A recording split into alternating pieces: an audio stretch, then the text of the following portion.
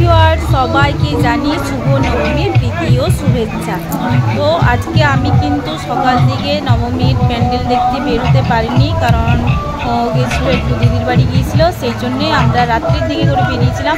আর নবমীর ভিড় মানে তো বুঝতেই পারছি, এরকম ঠাসা ভিড় আছে, লোকে গিজগিজ করছে, মানে গাড়ি নিয়ে ঢোকায় এত মুশকিল যে কী বলবো। তো আমরা দুটো স্কুটি নিয়ে গেছিলাম, দুটো স্কুটিতে করে আমরা সবাই গেছিলাম, ভাই গিয়েছিল আমাদের সাথে, ভাইয়ের সাথে জিবি ছিল।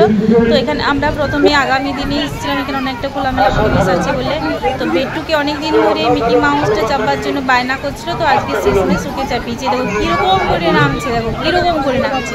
তো এরকম সমানে কিছুক্ষণ চাপা লাফা ঘুরবে, রাত্রিবেলা হলে পাগুলো ব্যথা দেখো। আর এইটা কোনো কথা, কোন দিকে বাবা লোকের কাছে তো বকুনি খেলো শেষমেশ, যে এরকম আবার কে করছে বান্ধব ছেলেটা। তো সেই যাই হোক, দিয়ে পরে ওইটাতে চাপাচাপি করার পরে এইখানে হামকে আবার এই চাপিগুলোতে চাপানো হয়েছে।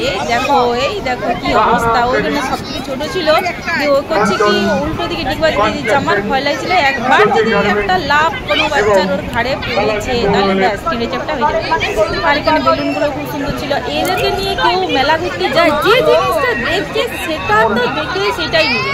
সিনগুলো লাইট জ্বলছে সেটাও নিয়ে নেবে, বেলুন নিয়ে নেবে, একটা সেই লাইটিং তরোয়াল ছিল সেটাও নিয়ে নেবে। মানে এদেরকে নিয়ে ভিড়সিং অবস্থা। আর খাবার জিনিস, আইসক্রিম, চকলেট যা দেখতে পাচ্ছি সবই দাম দাম দাম আর দাম। আর এই তো গরমের মধ্যে বাচ্চাকে করে নিয়ে যাওয়া, ঠাসা ঠেসি, মানে কি যাতা অবস্থা। কিন্তু আমরা ঠাকুর দেখতে পাইনি, প্রচন্ড ভিড়।